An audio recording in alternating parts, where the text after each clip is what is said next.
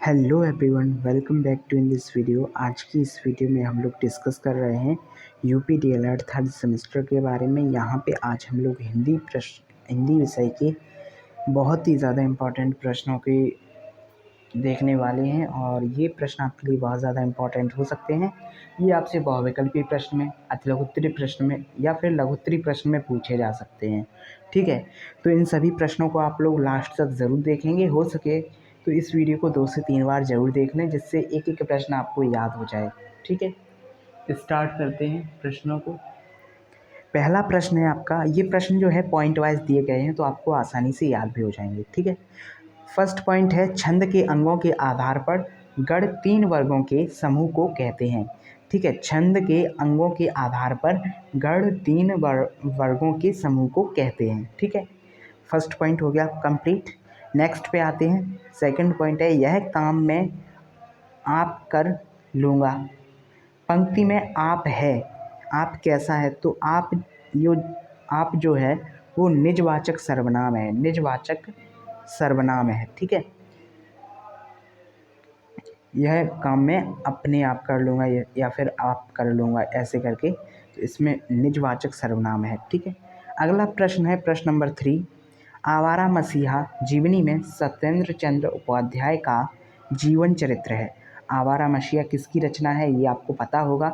ये एक जीवनी है, लेकिन ये किसके ऊपर लिखी गई है, किसका जीवन चरित्र है इसमें, तो ये सत्येंद्र चंद्र चट्टोपाध्याय का इसमें जीवनी है। ठीक है, जीवन लिखा गया है। तो ये बहुत ही इंपॉर्टेंट प्रश्न है, आपके एग्ज़ाम में ज़रूर आ सकता है। ऐसे ही प्रश्न आपके एग्ज़ाम में आते हैं। ठीक है, अगला प्रश्न है प्रश्न नंबर 4।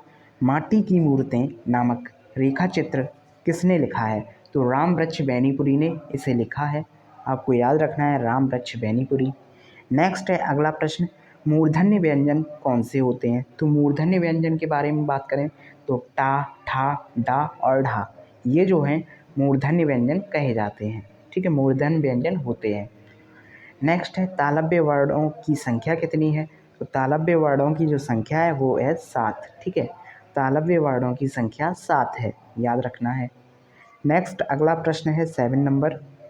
छा ध्वनि का उच्चारण स्थान है, छा जो होता है उसका तालु से, तालव्य से होता है। ठीक है, उच्चारण कहाँ से होता है, तालव्य से होता है छा ध्वनि का उच्चारण। नेक्स्ट है अगला प्रश्न, मेरा नया बचपन कविता किसने लिखी है। ठीक है, मेरा नया बचपन जो है कविता, ये किसने लिखी है, तो सुभद्रा कुमारी चौहान ने ये कविता लिखी है। ठीक है, किसकी कविता है, तो सुभद्रा कुमारी चौहान की है। विच्छेद में संधि विच्छेद करिए। ठीक है, विच्छेद कोई शब्द है, एक शब्द है विच्छेद, इसका संधि विच्छेद क्या होगा, तो विधन छेद हो जाता है इसका संधि विच्छेद, विधन छेद। ठीक है, इसके बाद आता है 10वां प्रश्न, राम लखन सीता सहित हृदय बसहु सुर भूप। ठीक है, ये जो है एक छंद है, ये किस तरह का छंद है, तो ये एक दोहा छंद है। ठीक है, किस तरह का छंद है, दोहा छंद है। ठीक है, तो यहाँ पे दोहा छंद है। नेक्स्ट अगला प्रश्न है 11वां प्रश्न, पैतृक शब्द में प्रत्यय है। देखिए, प्रत्यय उपसर्ग ये जो है आपके एग्ज़ाम में ज़रूर पूछे जाते हैं। प्रत्यय उपसर्ग में से कोई ना कोई या फिर दोनों ही आपके एग्ज़ाम में ज़रूर पूछे जाते हैं, तो अच्छे से कंप्लीट कर लें, एक एक नंबर में ये प्रश्न पूछे ही जाएंगे। ठीक है, रस, छंद, अलंकार, ये प्रश्न। ठीक है, आपके संकर शब्द, ठीक है, देशज शब्द, इस तरह के ये शब्द, तत्सम, तद्भव, ये शब्द, योग रूढ़, इस तरह के शब्द आपसे पूछे जाएंगे। कृतियाँ पूछी जाएंगी, आपके थर्ड सेमेस्टर में कृतियाँ पूछी जाती हैं। ठीक है, तो इस तरह के प्रश्न पूछे जाएंगे। सभी प्रश्नों को मैं अपने चैनल पे करवा रहा हूँ, तो आप लोग वहाँ से भी कर सकते हैं।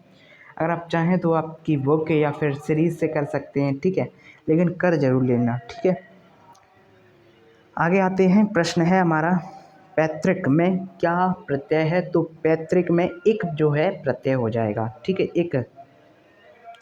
नेक्स्ट है अगला प्रश्न, प्रश्न नंबर है 12। रक्षाबंधन किसका नाटक है, तो रक्षाबंधन जो नाटक है वो हरि कृष्ण प्रेमी का है। हरि कृष्ण प्रेमी का नाटक है रक्षाबंधन। अगला शब्द है पंकज। पंकज जो है आपका, ये किस तरह का शब्द है, तो पंकज जो है योग रूढ़ शब्द है, योग रूढ़ शब्द है। इसके बाद आता है अगला पॉइंट या अगला प्रश्न, प्रश्न नंबर है 14। अपनी करनी पार उतरनी। लोकोक्ति का अर्थ क्या है? तो अपने किए का फल भोगना, अपने किए का फल भोगना, यही इसका अर्थ हो जाएगा। नेक्स्ट है अगला प्रश्न 15वां। इसमें अलंकार बताना है। हग उर्झत टूटत कटुम जुरत चतुर चित प्रीत परत गठ दुर्जन ही दई नई यह रीत। इसमें आपको अलंकार बताना है। इस दोहे में कौन सा अलंकार है? तो इसमें आपका असंगति अलंकार होता है, असंगति अलंकार है, ठीक है। इसके बाद आता है अगला प्रश्न, प्रश्न नंबर है 16। हिंदी में जासूसी उपन्यासों के प्रसिद्ध लेखक रहे हैं। जासूसी उपन्यासों के प्रसिद्ध लेखक जो हैं वो हैं गोपाल राम गहमरी, ठीक है, गहमरी, ठीक है, गोपाल राम गहमरी, ठीक है। ये जो हैं जासूसी उपन्यासों के प्रसिद्ध लेखक हैं। इसके बाद है अगला प्रश्न, प्रश्न नंबर 17। प्रश्न है नभ में झटपट बाज लखी भूल्यो सकल पंचम कंपति तनु व्याकुल नयन लावक हिल्यो ना रंच। इसमें कौन सा रस है? तो इसमें भयानक रस है, ठीक है। आपको पढ़ने से ही लग रहा है ये बहुत ज़्यादा भयानक सा। तो इसमें कौन सा रस है? भयानक रस है। नव झटपट बाज लखी भूल्यों शंकर प्रपंच कंपति तनु व्याकुल नयन लावक हिल्यो ना रंच। इसमें जो है भयानक रस है। तो आज के ये प्रश्न 17 प्रश्न थे और 17 प्रश्न आपके लिए बहुत ज़्यादा इम्पोर्टेंट रहेंगे।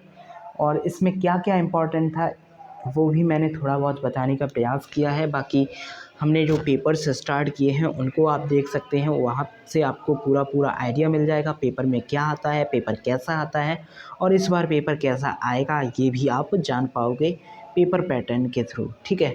तो मिलते हैं नेक्स्ट वीडियो में जिसमें हम बात करने वाले हैं पेपर के बारे में।